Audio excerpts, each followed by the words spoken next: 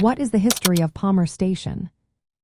Have you ever wondered how research stations in the polar regions came to be? One fascinating example is Palmer Station, located on Anvers Island, just north of the Antarctic Circle. Its story begins in the early 1960s when the United States aimed to establish a permanent research presence on the Antarctic Peninsula.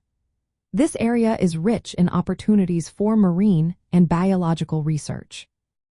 The first version of Palmer Station, often referred to as Old Palmer, was built in 1965.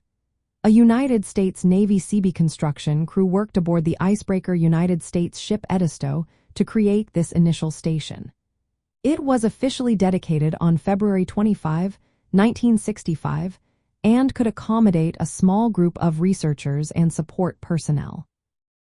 This original station was situated near Arthur Harbor and served as a base for early scientific work, including studies in biology and glaciology.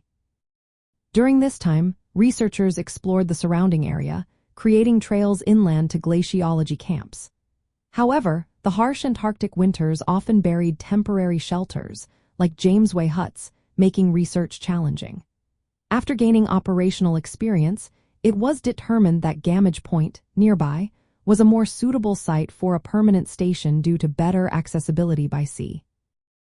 Construction of the current Palmer Station began in January 1967 and was completed by the summer of 1968. The station was officially established on March 20, 1968, and named after Nathaniel B. Palmer, a 19th-century American sealer and explorer who was among the first to sight Antarctica. Palmer Station is unique among United States Antarctic stations because it is located north of the Antarctic Circle.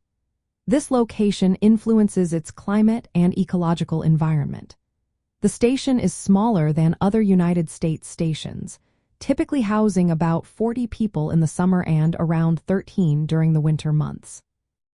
The primary focus of research at Palmer Station is marine biology, including studies of seabirds, plankton, and other marine life, benefiting from the rich biodiversity of the surrounding Southern Ocean waters.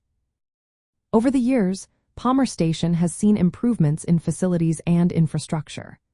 A dedicated biological laboratory was completed during the summer of 1969 to 1970.